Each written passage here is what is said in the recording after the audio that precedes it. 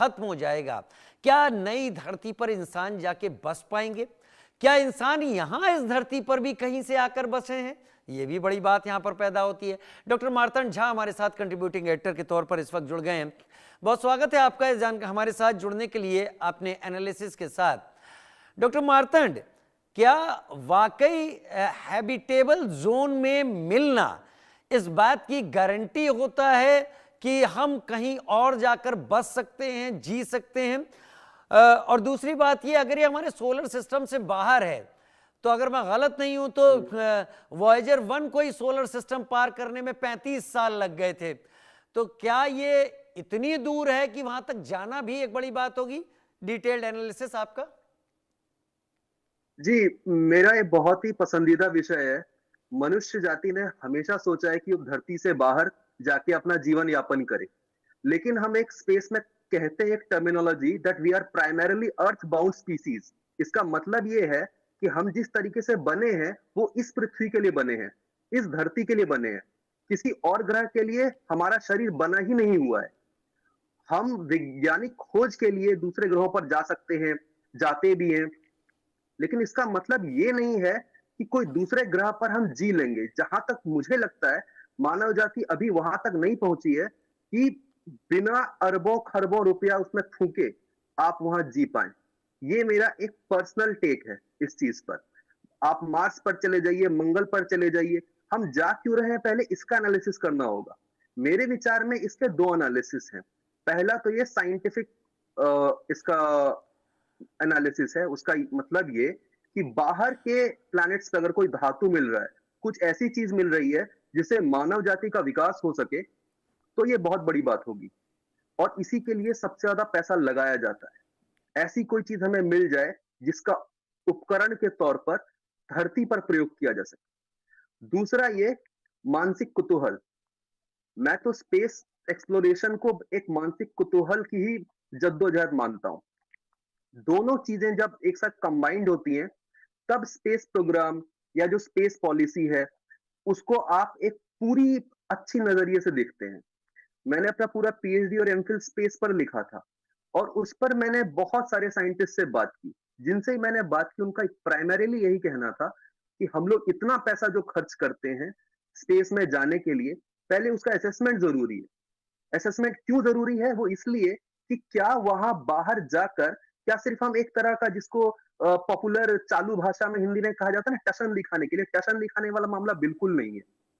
अगर आप खरबों डॉलर्स खर्च करके आउटर स्पेस में जा रहे हैं तो वहां से लेके क्या आ रहे हैं, ये मेरा एक एनालिसिस है। बाकी आप अगला सवाल पूछ सकते हैं। नहीं, वाकई वाकई आपने बड़ा और दायरा दे दिया इस चीज को।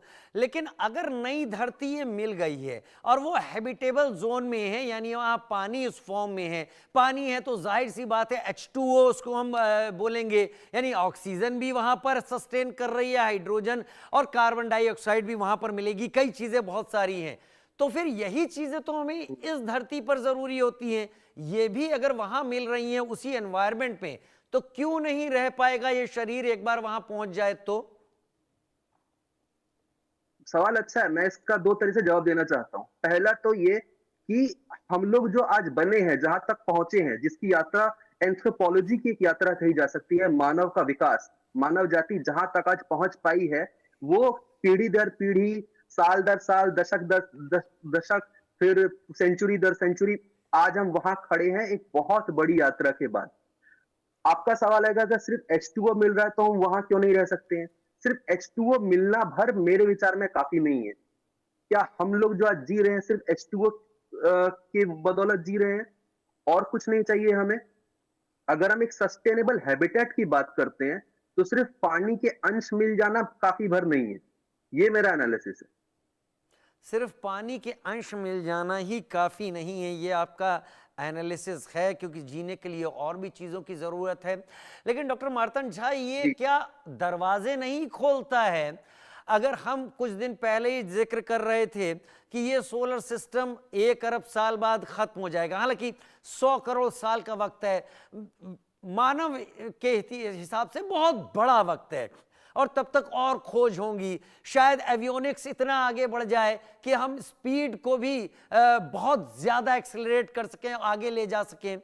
लेकिन बात यह है कि क्या हम इस धरती पर ही पैदा हुए या हम भी यहाँ पर कहीं और से आकर यहाँ पर सस्टेन हुए हैं, ये भी तो अभी पूरी तरीके से प्रूव नहीं हुआ है। मैंने सुना है कि रिसर्च इस बात की भी हो रही है कि ह्यूमन स्पीसी इस धरती पर भी कहीं और से तो नहीं आई है। देखिए, मैं फिर वही कहूंगा, इसका एक फिलोसफिकल क्वेश्चन है कि हम लोग जो हैं, हम लोग जो जिंदगी जी रहे हैं, बार बार ये सोचते हैं क्या ये काफी है, क्या इससे आगे कुछ निकला जा सकता है। हम अमीर से अमीर हो जाएं, कितना ही पैसा कमा लें, फिर भी हमें लगता है कि कुछ रह गया है, कुछ कसर रह गई है, और उस कसर को पूरा करने के लिए साइंटिफिक एडवांसमेंट्स में हमारी रुचि और हमारे जो फोर फादर्स रहे हैं उनकी रुचि हमेशा स्पेस में इसी वजह से रही थी कि देखिए, मैं एक पॉइंट बोलना भूल गया था, मैं बीच में अपनी बात को खुद ही काट रहा हूं जी। और ये बोलना चाहता हूं कि स्पेस में जाना और वहां पा लेना कि मान लीजिए कोई दूसरी स्पीसीज हो, ये अपने आप में बहुत बड़ा खतरा भी तो हो सकता है। हम ये सोच रहे हैं कि हमने एक H2O पा लिया है किसी खोज में, किसी रिसर्च में, लेकिन अकेला होना पूरे ब्रह्मांड में और किसी और प्रजाति के साथ होना, दोनों ही खतरे की निशानी, अकेला दोनों होना ही या खतरे की किसी और निशानी। के साथ होना खतरे की निशानी है। लेकिन ये सोच जी। और ये निष्कर्ष निकालना, ये कितना बड़ा स्टेप है। जाहिर सी बात है साइंटिस्ट अब यहीं पर नहीं रुकने वाले, वो इसके आगे भी जाएंगे, डाटाज और एनालाइज करेंगे। शायद आगे आने वाले दिनों में और बेहतर टेलीस्कोप हो या और बेहतर हमारे पास इक्विपमेंट हो या और बेहतर स्पेसक्राफ्ट हो जिनसे हम और आगे जाकर इस तरह की रिसर्च कर सकें। तो ये तो अब एक दरवाजा, एक विंडो ओपन हुई है, ये तो एंडलेस है, कहीं भी ले जा सकती है। देखिए, ब्रह्मांड तो अपने आप में मानव जाति के लिए एक विंडो है। एक फिजिक्स का अगर आप इतिहास देखें तो आप पाएंगे बिग बैंग थ्योरी में क्या हुआ था। जो अगर आपको याद हो, वो जमाना जब हम ब्लैक एंड व्हाइट टेलीविजन में डिस्टर्ब स्क्रीन देखते थे, जिसमें सफेद स्क्रीन पर काले डॉट्स आते थे। जी अगर आपको याद हो, अब जी तो मुझे नहीं पता कितने बच्चों को याद होगा, लेकिन जी 90s में जिन्होंने देखा है, उन्होंने जब टीवी में डिस्टरबेंस होती थी, एंटीना घुमाते थे, उसके बीच में काले एग्जैक्टली डॉट्स आते थे। हाँ काले डॉट्स क्या है? वो बिग बैंग थ्योरी पे जो लाइट निकली है, वो काले डॉट्स उसी को दिखा रहे हैं। सो बेसिकली हम लोग 1 अरब साल पीछे का जो एक तरह से टाइम मशीन ही तो देख रहे हैं, राइट? ये जो उस समय क्या हुआ था बिग बैंग के समय पर, जो पॉजिटिव चार्ज थे वो नेगेटिव चार्जेस को कैंसिल कर रहे थे। एक ने एक को कैंसिल किया, दो ने दूसरे को कैंसिल किया, एक अरबवे ने एक अरबवे को कैंसिल किया। उसके बाद एक अपवाद निकला, मतलब 1 अरब के बाद जो पहला पार्टिकल आया, उसको उसका साथी, उसका पार्टनर नहीं मिला, वाकई तो बच गया। फिर वही प्रक्रिया शुरू हुई। तो एक कई मायनों में हमारा ब्रह्मांड ही एक तरीके से एक अपवाद है कि हर 1 अरब के बाद एक ऐसा पार्टिकल चार्ज होता था जिसको अपना पार्टनर नहीं मिलता था, और उससे आपकी पूरी आकाशगंगा बनी है, उससे आपका पूरा कॉन्स्टिलेशन बना है।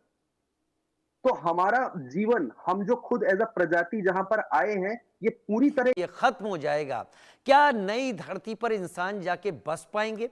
क्या इंसान यहां इस धरती पर भी कहीं से आकर बसे हैं? ये भी बड़ी बात यहां पर पैदा होती है। डॉक्टर मार्तंड झा हमारे साथ कंट्रीब्यूटिंग एडिटर के तौर पर इस वक्त जुड़ गए हैं। बहुत स्वागत है आपका इस हमारे साथ जुड़ने के लिए, अपने एनालिसिस के साथ। डॉक्टर मार्तंड, क्या वाकई हैबिटेबल जोन में मिलना इस बात की गारंटी होता है कि हम कहीं और जाकर बच सकते हैं, जी सकते हैं? और दूसरी बात ये, अगर ये हमारे सोलर सिस्टम से बाहर है, तो अगर मैं गलत नहीं हूं तो वॉयेजर 1 को ही सोलर सिस्टम पार करने में 35 साल लग गए थे। तो क्या ये इतनी दूर है कि वहां तक जाना भी एक बड़ी बात होगी? डिटेल्ड एनालिसिस आपका। जी, मेरा ये बहुत ही पसंदीदा विषय है। मनुष्य जाति ने हमेशा सोचा है कि वो धरती से बाहर जाके अपना जीवन यापन करे, लेकिन हम एक स्पेस में कहते हैं एक terminology that we are primarily earth bound species. इसका मतलब ये है कि हम जिस तरीके से बने हैं वो इस पृथ्वी के लिए बने हैं, इस धरती के लिए बने हैं। किसी और ग्रह के लिए हमारा शरीर बना ही नहीं हुआ है। हम वैज्ञानिक खोज के लिए दूसरे ग्रहों पर जा सकते हैं, जाते भी हैं, लेकिन इसका मतलब ये नहीं है कि कोई दूसरे ग्रह पर हम जी लेंगे। जहां तक मुझे लगता है, मानव जाति अभी वहां तक नहीं पहुंची है कि बिना अरबों खरबों रुपया उसमें फूके आप वहां जी पाए। ये मेरा एक पर्सनल टेक है इस चीज पर। आप मार्स पर चले जाइए, मंगल पर चले जाइए, हम जा क्यों रहे हैं पहले इसका एनालिसिस करना होगा। मेरे विचार में इसके दो एनालिसिस हैं। पहला तो ये साइंटिफिक इसका एनालिसिस है, उसका मतलब ये कि बाहर के प्लैनेट्स पे अगर कोई धातु मिल रहा है, कुछ ऐसी चीज मिल रही है जिससे मानव जाति का विकास हो सके, तो ये बहुत बड़ी बात होगी और इसी के लिए सबसे ज्यादा पैसा लगाया जाता है। ऐसी कोई चीज हमें मिल जाए जिसका उपकरण के तौर पर धरती पर प्रयोग किया जा सके। दूसरा ये मानसिक कुतूहल। मैं तो स्पेस एक्सप्लोरेशन को एक मानसिक कुतूहल की ही जद्दोजहद मानता हूं। दोनों चीजें जब एक साथ कंबाइंड होती हैं, तब स्पेस प्रोग्राम या जो स्पेस पॉलिसी है, उसको आप एक पूरी अच्छी नजरिए से देखते हैं। मैंने अपना पूरा पीएचडी और एमफिल स्पेस पर लिखा था और उस पर मैंने बहुत सारे साइंटिस्ट से बात की। जिनसे मैंने बात की उनका प्राइमरीली यही कहना था कि हम लोग इतना पैसा जो खर्च करते हैं स्पेस में जाने के लिए, पहले उसका असेसमेंट जरूरी है। असेसमेंट क्यों जरूरी है? वो इसलिए कि क्या वहां बाहर जाकर क्या सिर्फ हम एक तरह का जिसको पॉपुलर चालू भाषा में हिंदी में कहा जाता है ना, टशन दिखाने के लिए, टशन दिखाने वाला मामला बिल्कुल नहीं है। अगर आप खरबों डॉलर्स खर्च करके आउटर स्पेस में जा रहे हैं, तो वहां से लेके क्या आ रहे हैं? ये मेरा एक एनालिसिस है। बाकी आप अगला सवाल पूछ सकते हैं। नहीं, वाकई वाकई आपने बड़ा और दायरा दे दिया इस चीज को। लेकिन अगर नई धरती ये मिल गई है और वो हैबिटेबल जोन में है, यानी वहाँ पानी उस फॉर्म में है, पानी है तो जाहिर सी बात है H2O उसको हम बोलेंगे, यानी ऑक्सीजन भी वहाँ पर सस्टेन कर रही है, हाइड्रोजन और कार्बन डाइऑक्साइड भी वहाँ पर मिलेगी, कई चीज़ें बहुत सारी हैं। तो फिर यही चीज़ें तो हमें इस धरती पर ज़रूरी होती हैं। ये भी अगर वहाँ मिल रही हैं उसी एनवायरनमेंट में, तो क्यों नहीं रह पाएगा ये शरीर एक बार वहां पहुंच जाए तो? सवाल अच्छा है, मैं इसका दो तरह से जवाब देना चाहता हूं। पहला तो ये कि हम लोग जो आज बने हैं, जहां तक पहुंचे हैं, जिसकी यात्रा एंथ्रोपोलॉजी की एक यात्रा कही जा सकती है, मानव का विकास, मानव जाति जहां तक आज पहुंच पाई है, वो पीढ़ी दर पीढ़ी, साल दर साल, दशक दर दशक, फिर सेंचुरी दर सेंचुरी, आज हम वहां खड़े हैं एक बहुत बड़ी यात्रा के बाद। आपका सवाल है कि अगर सिर्फ H2O मिल रहा है तो हम वहां क्यों नहीं रह सकते हैं? सिर्फ H2O मिलना भर मेरे विचार में काफी नहीं है। क्या हम लोग जो आज जी रहे हैं सिर्फ H2O की बदौलत जी रहे हैं और कुछ नहीं चाहिए हमें? अगर हम एक सस्टेनेबल हैबिटेट की बात करते हैं तो सिर्फ पानी के अंश मिल जाना काफी भर नहीं है। ये मेरा एनालिसिस है। सिर्फ पानी के अंश मिल जाना ही काफ़ी नहीं है, ये आपका एनालिसिस है, क्योंकि जीने के लिए और भी चीज़ों की ज़रूरत है। लेकिन डॉक्टर मार्तंड झा, ये जी। क्या दरवाजे नहीं खोलता है? अगर हम कुछ दिन पहले ही जिक्र कर रहे थे कि ये सोलर सिस्टम 1 अरब साल बाद खत्म हो जाएगा, हालांकि 100 करोड़ साल का वक्त है, मानव के हिसाब से बहुत बड़ा वक्त है, और तब तक और खोज होंगी, शायद एवियोनिक्स इतना आगे बढ़ जाए कि हम स्पीड को भी बहुत ज़्यादा एक्सेलरेट कर सकें, आगे ले जा सकें। लेकिन बात यह है कि क्या हम इस धरती पर ही पैदा हुए, या हम भी यहाँ पर कहीं और से आकर यहाँ पर सस्टेन हुए हैं? ये भी तो अभी पूरी तरीके से प्रूव नहीं हुआ है। मैंने सुना है कि रिसर्च इस बात की भी हो रही है कि ह्यूमन स्पीसी इस धरती पर भी कहीं और से तो नहीं आई है। देखिए, मैं फिर वही कहूंगा, इसका एक फिलोसफिकल क्वेश्चन है कि हम लोग जो हैं, हम लोग जो जिंदगी जी रहे हैं, बार बार ये सोचते हैं क्या ये काफी है, क्या इससे आगे कुछ निकला जा सकता है? हम अमीर से अमीर हो जाएं, कितना ही पैसा कमा लें, फिर भी हमें लगता है कि कुछ रह गया है, कुछ कसर रह गई है, और उस कसर को पूरा करने के लिए साइंटिफिक एडवांसमेंट्स में हमारी रुचि, और हमारे जो फोर फादर्स रहे उनकी रुचि हमेशा स्पेस में इसी वजह से रही थी कि देखिए, मैं एक पॉइंट बोलना भूल गया था, मैं बीच में अपनी बात को खुद ही काट रहा हूं, जी। और ये बोलना चाहता हूं कि स्पेस में जाना और वहां पा लेना कि मान लीजिए कोई दूसरी स्पीसीज हो, ये अपने आप में बहुत बड़ा खतरा भी तो हो सकता है।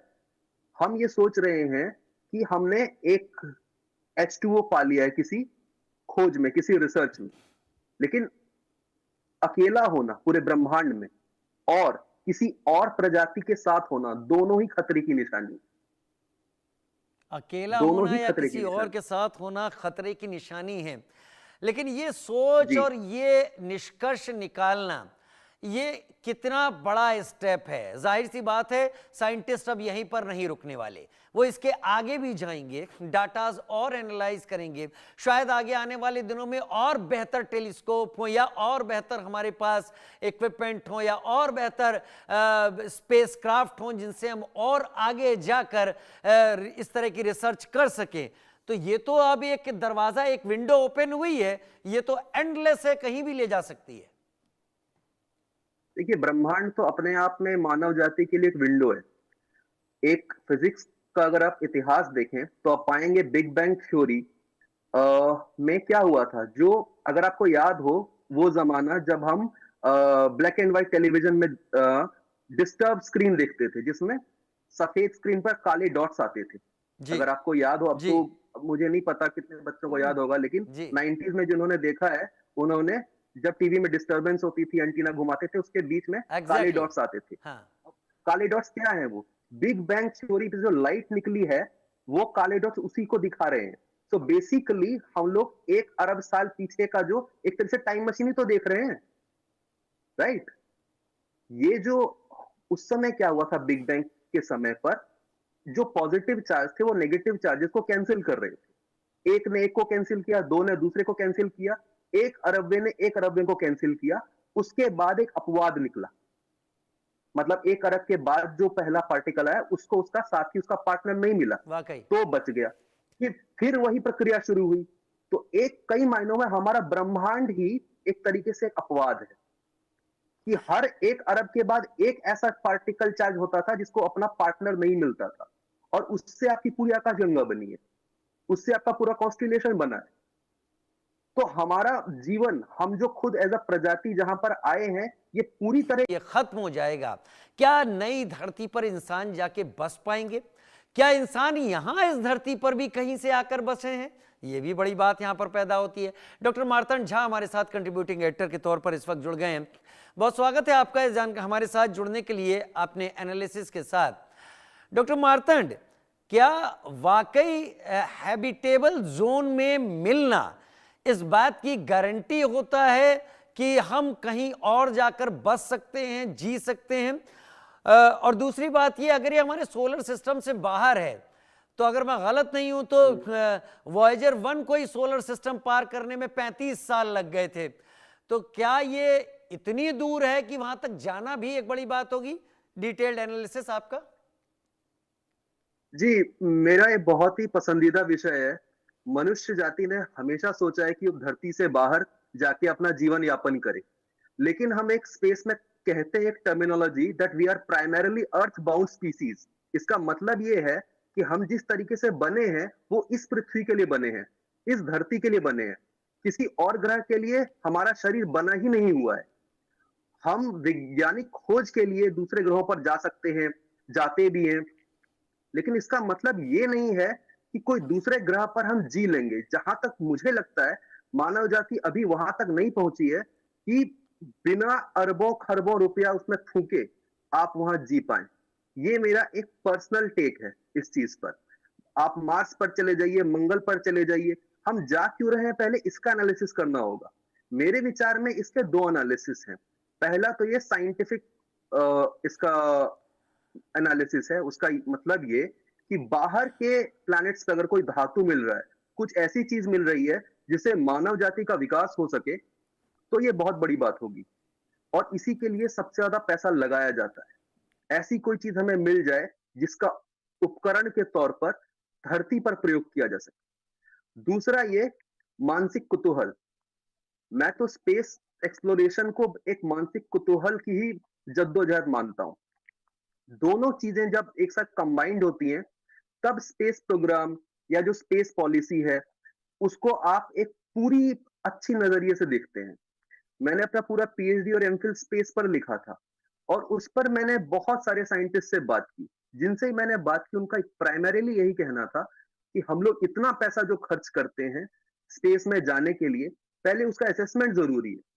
असेसमेंट क्यों जरूरी है? वो इसलिए कि क्या वहां बाहर जाकर, क्या सिर्फ हम एक तरह का, जिसको पॉपुलर चालू भाषा में हिंदी में कहा जाता है ना, टशन दिखाने के लिए, टशन दिखाने वाला मामला बिल्कुल नहीं है।